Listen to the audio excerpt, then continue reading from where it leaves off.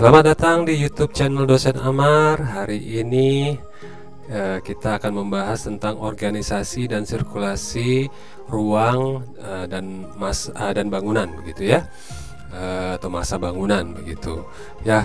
Sudah lama tidak bertemu, tidak bersua, karena banyak persiapan yang saya harus siapkan untuk semester berikutnya. Baru dapat konten yang mau kita siapkan, mudah-mudahan bisa berlanjut lagi. Kita langsung saja ke pembahasannya ya. Kalau kita bicara pola ruang dan bangunan, berarti kita bicara tentang organisasi ruang dan bangunan dan sirkulasi ruang dan bangunan. Jadi kalau kita bicara pola ruang, berarti di situ ada organisasi, ada sirkulasi. Organisasi pengaturan ruang atau masa bangunan, sirkulasi adalah sirkulasi ruang dan bangunan, begitu. Nah, ini biasanya banyak yang bingung gitu ya, banyak yang salah kadang-kadang. Mungkin kita bisa jelaskan di sini. Kadang juga ada yang mirip-mirip, ternyata dikira organisasi ruang yang ini, ternyata bukan ternyata. Jadi kita harus lihat jelas-jelas seperti apa sih ya. Oke, mungkin kita mulai dengan sirkulasi dulu ya. Ada sirkulasi ruang atau sirkulasi masa bangunan ya. Ya, bisa mikro dan bisa meso gitu ya. Susunan bangunan atau susunan ruang ya, bisa seperti itu. Itu ada linear, ada radial, ada grid, ada jaringan, ada yang sifatnya komposit ya. Ya, ini tidak perlu ini ya lama-lama ya. Linear itu pasti menerus ya, dia bisa lurus begitu saja, bisa kurva linear gitu, bisa ya meliuk-liuk, terpotong-potong seperti itu ya. Terus bersimpangan ya, di sini tidak ada ruang, jadi benar-benar hanya sirkulasi crossnya itu. Terus dia juga bisa bercabang, tapi di sini nggak ada ruang ya. Jadi seakan-akan itu seakan-akan sepertinya radial, tapi sebenarnya di sini tidak ada ruang di antara crossnya itu. Terus dia juga bisa berputar ya, bisa juga spiral. Ya, ini linear sirkulasinya. Nah, kalau radial berarti dia ada di sini ada titik pusatnya gitu ya, ada ruangnya di sini. Terus dia konsentrasinya keluar gitu ya. Jadi seakan-akan kalau kalian puter fisika, kalau gaya sentrifugal, jadi beratnya adalah di luarnya, bukan di dalam gitu ya. Nah, ini radial. Nanti ini hubungannya dengan organisasi radial dan organisasi terpusat ya. Ini bisa radial dua-duanya untuk sirkulasinya gitu ya. Terus untuk sirkulasi grid itu dia jalur-jalur sirkulasinya mengikuti modul grid. Modul grid ini ya tidak selalu melulu adalah modul grid struktur ya. Tapi salah satunya adalah dengan modul grid struktur, tapi setidaknya yang dianggap grid itulah modul ibaratnya dibilang ruang juga bukan gitu ya. Ya bisa jadi, nanti bisa jadi ruang, bisa jadi tidak gitu kan, atau dia adalah gabungan ruangannya. Tapi setidaknya dia punya modulnya, ada 4x4 misalnya, atau 3x4 atau 8x8 seperti itu ya. Nah, tapi si jalur sirkulasinya ada di pola di gridnya itu, mengikuti modul gridnya itu untuk sirkulasinya. Nah, untuk jaringan atau network dia menghubungkan titik-titik ya, menghubungkan dari titik sana ke situ ya, dilanjutkan begitu. Ini networking dan tidak terlalu mengikut dibilang juga linear, tidak gitu. Sebenarnya seakan-akan mungkin ada linear gitu ya, gabungan linear, tapi tidak. Ini justru dia menghubungkan, dia membentuk jaringan gitu ya, jaringan menghubungkan gitu ya titik-titik yang ada di situ. Nah, ini jaringan atau network. Terus kombinasi antar jadi sirkulasi juga bisa dikombinasi. Saya rasa juga organisasi ruang juga bisa seperti itu ya. Organisasi ruang dan organisasi masa bangunan itu juga bisa dikombinasikan kok sebenarnya. Nah ini organisasi, kita lanjut ke organisasi ruang dan organisasi masa bangunan itu ya, setidaknya yang kita kenal. Ini saya ambilnya dari Dekaching ya, jadi yang mudah aja. Itu ada terpusat, ada linear, ada radial, ada cluster, ada grid. Nah biasanya banyak yang agak puyeng, bingung, kok bisa ya gitu ya. Nah ini terpusat ya, yang perlu dicatat adalah dia itu ada ruang pusatnya ya, yang bersifatnya dominan. Nah, itu sebagai ruang primer, jadi dia itu adalah ruang utamanya sebagai ruang pengikatnya dari pengikat dari ruang-ruang sekunder. Biasanya ruang primer biasanya lebih besar daripada ruang-ruang sekunder, tapi itu kadang juga enggak kok, enggak. Tapi justru biasanya kita bisa rasakan itu, jadi tidak hanya bisa dirasakan, bisa dilihat dari secara fisik, tapi bisa dirasakan secara non fisik bahwa ruang ini adalah ruang utama gitu ya, yang mengikat ruang-ruang yang lain. Terus biasanya dia ruang-ruang sekundernya berkelompok mengelilingi atau berkonsentrasi ke ruang pusat tersebut. Terus biasanya ruang-ruang sekundernya sifatnya setara satu sama lain ya, dan kadang juga bisa berbeda karakternya antara satu sama lain, tapi ada yang penting adalah sebenarnya ruang utama, ruang pusat utamanya itu yang paling penting sebenarnya. Nah terus salah satu ruang sekunder adalah pintu masuk biasanya. Terus sirkulasinya bisa radial ya, tadi sirkulasi radial. Tapi jika dia ada di tengahnya itu ada void atau lubang atau ada patung atau apa di situ ya, penghalang ya, akhirnya jadi dia adalah loop yang berputar atau bahkan yang spiral gitu. Kalau kita lihat di museum Guggenheim yang di Frank Lloyd Wright itu yang di Amerika, nah itu kan dia bentuknya spiral sampai ke atas begitu ya. Nah terus organisasi terpusat menetralisir kondisi-kondisi sumbu aksial.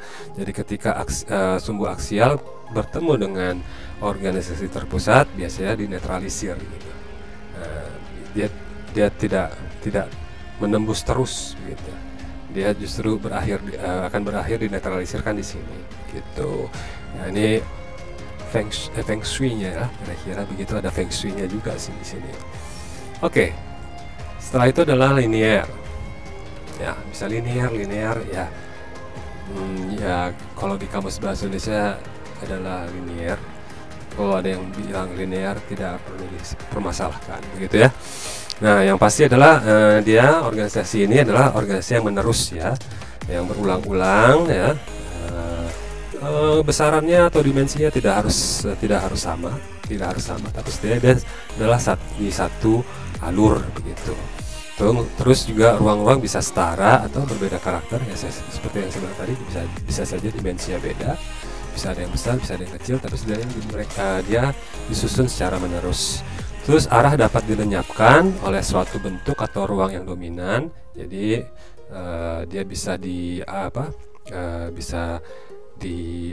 dibelokkan begitu, tapi sini ada ruang yang dominan yang bisa membelokkan itu, tidak harus. Jadi kalau dia menerus terus mau belok, ada ruang yang dominan, terus baru dibelokin lagi seperti itu. Ia dapat lurus, terpotong-potong, atau kurva linear juga bisa seperti itu. Ya, kadang juga tidak perlu ada ruang untuk belok, itu juga tidak perlu ada ruang yang dominan sih. Yang penting dia adalah menerus gitu. Terus ia dapat menciptakan sebuah ruang eksterior tertutup seolah-olah terpusat ini ya. Kalau dia dibuat seperti ini nih, seakan-akan ada seolah-olah ada yang terpusat. Tapi kalau kita lihat secara mikro, ini adalah linear sebenarnya. Kalau kita lihatnya sebagai secara makro atau meso ya ini bisa tergantung dari ininya ya. Kalau dia lebih dominan, biasanya ini adalah terpusat organisasi ruangnya. Kalau dia tidak dominan, kadang dia adalah radial. Nanti kita lihat aja. Terus sirkulasinya sudah pasti linear. Ini sudah pasti, kalau linear pasti linear. Nah, itulah kira-kira. Nah, terus berikutnya adalah radial, ya.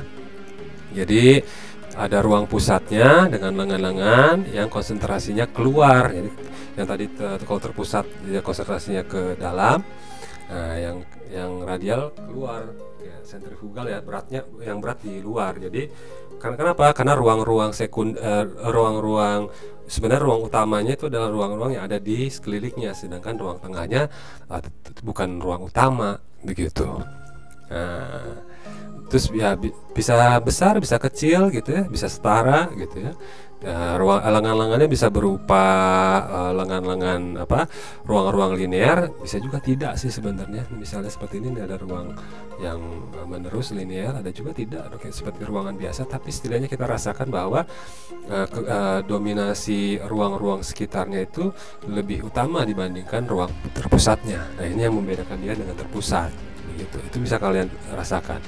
Nah, sirkulasinya sudah pasti radial gitu. Tapi ini tambahan ya, itu seperti tadi, kalau ada yang di tengahnya ada void atau di tengahnya ada penghalang, ya mau nggak mau kan akhirnya dia ada linear berputar ya.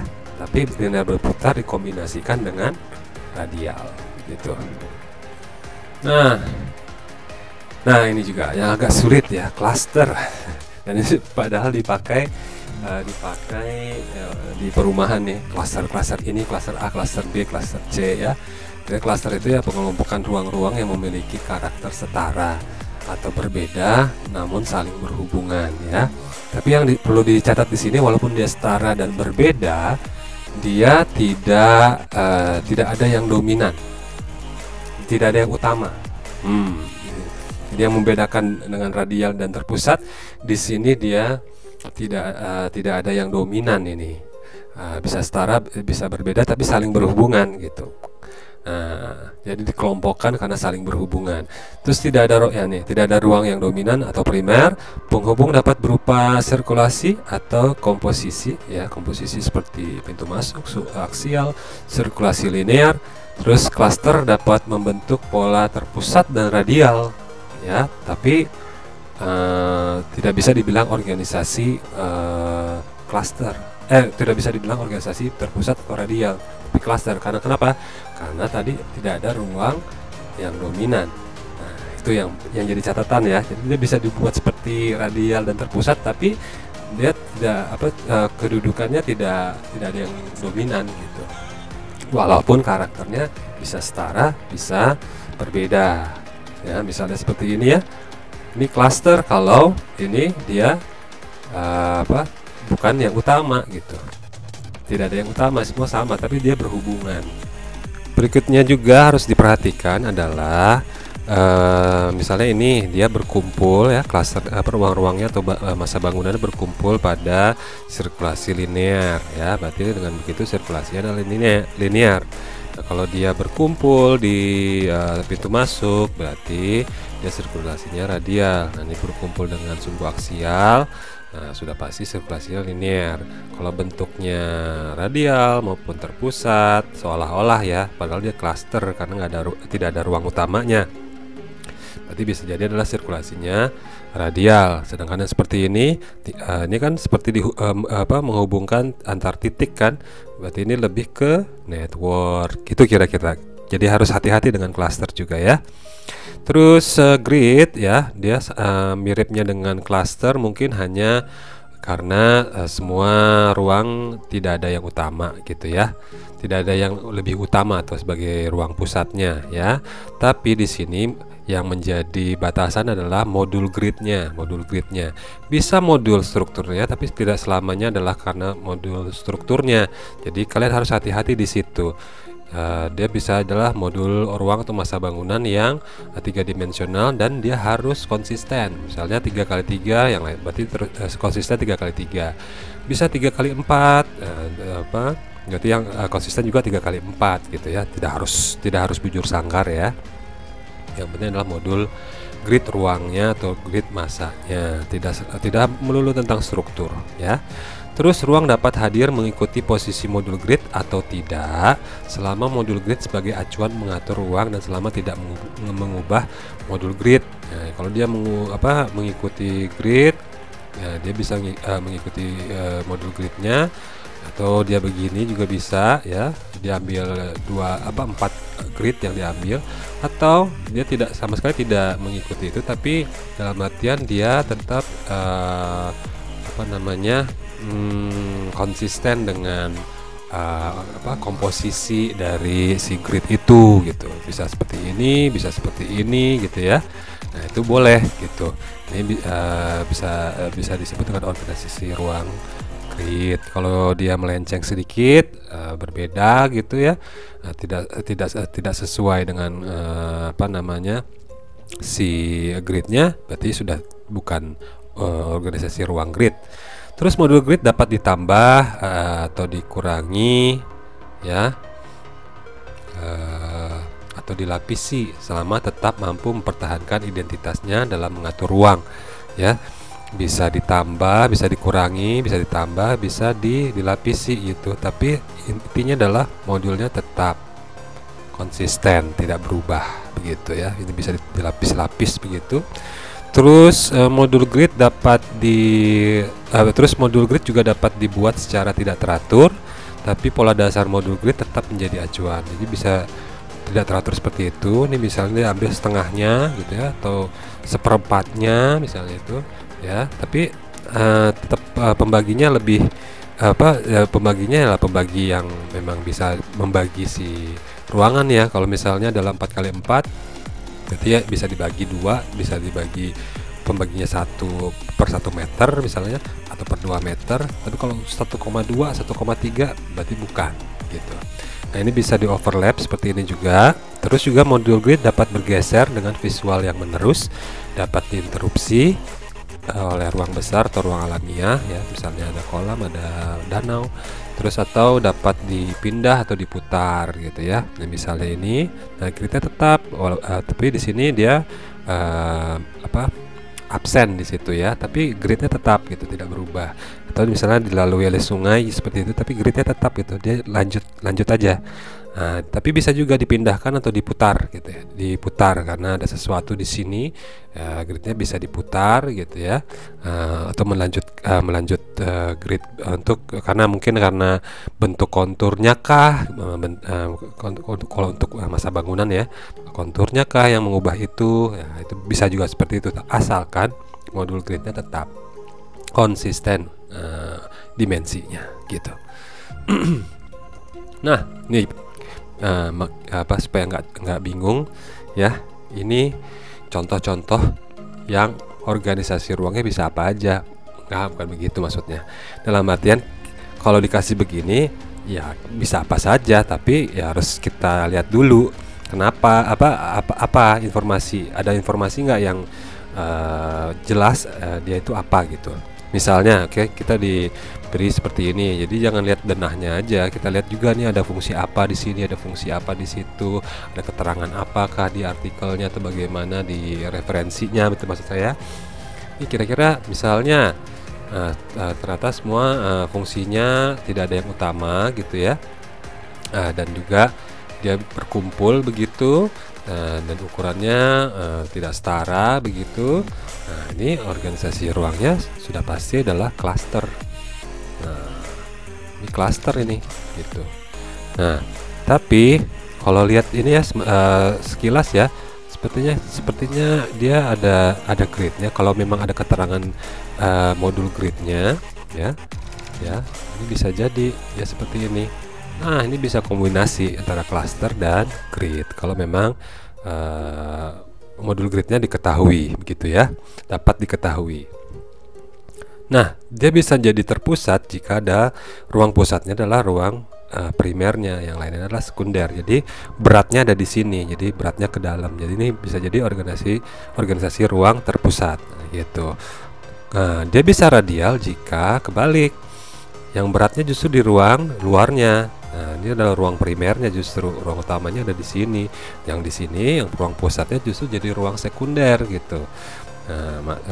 Ya ini kalau kita bayangkan sentrifugal, berarti beratnya adalah di di luarnya, begitu ya, bukan di dalamnya. Nah, ini berarti dia adalah radial. Nah, ya tricky ya. Jadi jangan dengan sekilas melihat dan udah selesai gitu. Kita lihat dulu aja, kita analisis dengan benar-benar gitu ya. Nah, bagaimana dengan sirkulasi? Kalau kita dilihat seperti ini, diketahui bahwa ini ada jalan, ini ada jalan, ini jalan, ini jalan, ini jalan, berarti ini adalah linear pastinya gitu. Ini pasti linear kalau di antara ruang itu gitu ya. Kecuali ada tambahan lagi, misalnya kecuali misalnya juga dengan ruang yang seperti ini justru dia justru sirkulasinya ada di gridnya, di modul gridnya. Nah, itu pasti grid ya. Jadi ini mungkin bukan sirkulasi, tapi sirkulasi ngikutin grid, dia menembus ruangan itu gitu ya. Nah, ini sirkulasi ruangnya pasti grid. Nah, jika dia sirkulasinya dari sini, dari ruang ini, baik radial maupun terpusat, ya pasti dia organisasi ruangnya pasti sirkulasi ruang atau sirkulasi bangunannya adalah radial ini ya. Walaupun di sini ruang tengahnya adalah yang tidak utama atau maupun yang utama ya. Kalau ini yang utama, jadi dua-duanya adalah radial. Nah, kalau ada void, ada penghalang di sini, berarti dia kombinasi dengan linear. Linearnya linear berputar. Itu saja saya rasa. Jika ada yang tidak mengerti atau ada komen, ada saran, silahkan di bawah. Terus like, share, dan subscribe. Mudah-mudahan menambah wawasan dan pengetahuan kalian supaya tidak salah-salah lagi. Ya, perlu dilatih. Mudah-mudahan bisa dalam lagi menganalisis pola ruang maupun massa bangunan. Oke, terima kasih.